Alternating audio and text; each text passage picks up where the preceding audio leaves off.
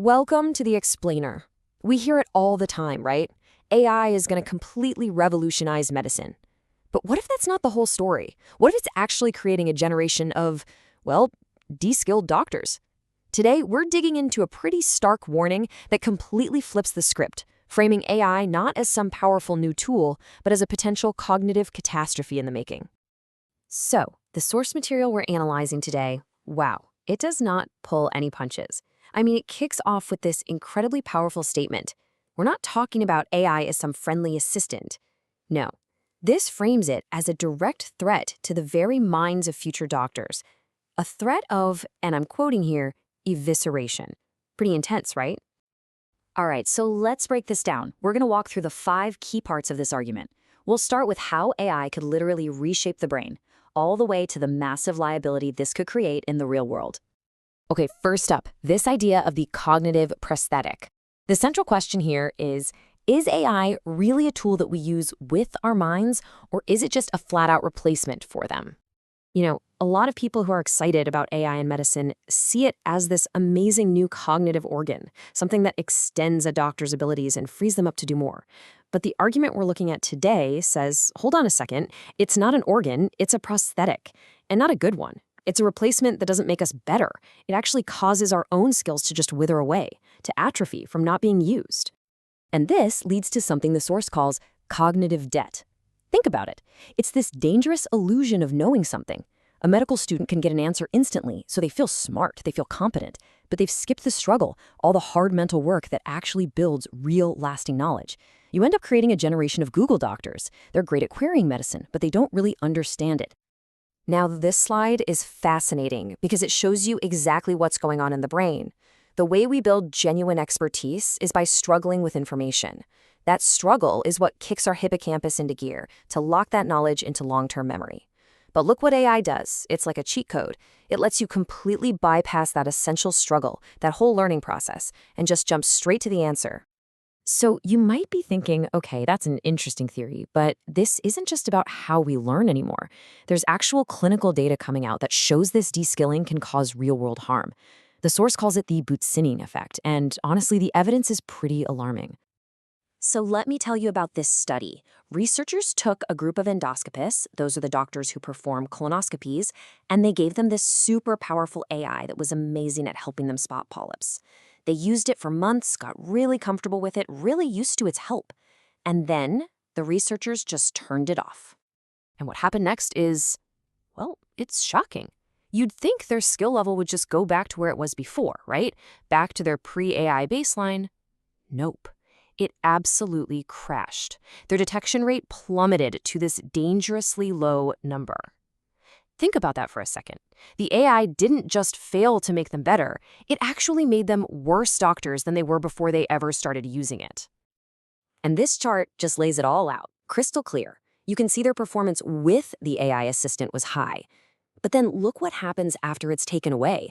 Their performance drops way, way below what it should have been. It's like their eyes had literally gotten lazy. They were so conditioned to wait for the AI's little green box to show up that they stopped actively scanning for themselves. Okay, so we've seen how it can hurt an individual doctor's skill, but the problem gets even bigger.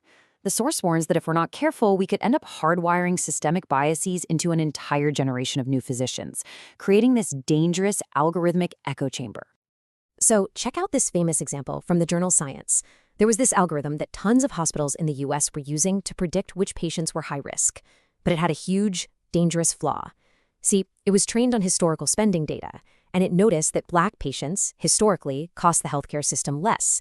So the algorithm made a terrible assumption. It concluded they must be healthier. It started giving them lower risk scores than equally sick white patients, which meant they were less likely to get the extra care they actually needed. And here's the really scary part. If we train our new medical students using these agent hospitals with flawed algorithms, what are they really learning? They're not learning medicine. They're learning to trust a biased machine. They are, and this is a direct quote from the source, encoding systemic racism into their clinical reflexes. That's a huge deal. But it's not just about skills and biases. The argument goes even deeper than that, attacking the very thing that makes someone want to become a great doctor in the first place, their curiosity. I mean, you have to put yourself in a med student's shoes. Why on earth would you spend weeks struggling to memorize something like the Krebs cycle if you know an AI can pull it up in half a second?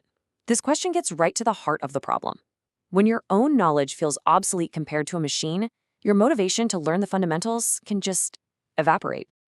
And this gets back to what educators call desirable difficulty. It sounds a little weird, right? But that feeling of being stuck, of being frustrated with a problem, that's not a bug in how we learn. It's the main feature. That's the exact moment your brain goes, okay, this is important, I need to remember this, and forges those deep, lasting connections. So think of curiosity as an intellectual itch. That feeling of, I don't know the answer, that's what makes you want to scratch it, to dig deeper, to discover. But AI, by giving you the answer instantly, is like a cream that just numbs the itch before you even feel it. It just extinguishes that fire of curiosity completely.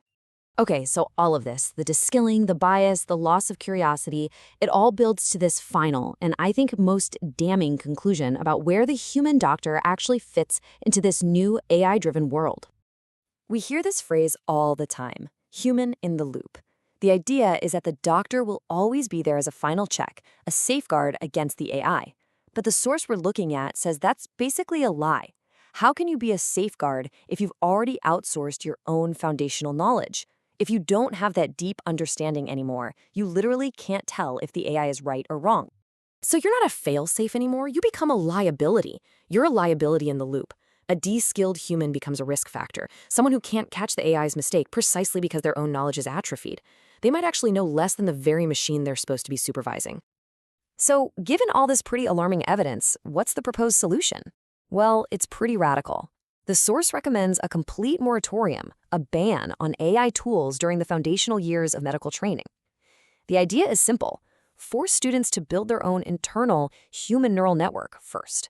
Make them master the fundamentals the old-fashioned way. And only then, once that foundation is rock solid, can they be trusted with what the author calls the scalpel of automation. And that leaves us with a huge question for the future of medicine, doesn't it? The optimistic view is that this is a partnership between human and machine. But the analysis we've just walked through, it suggests it's more of a replacement. So as we keep handing over more and more of our thinking to these incredibly powerful systems, we have to stop and ask ourselves, what are we really giving up in return? And maybe more importantly, who is truly in control?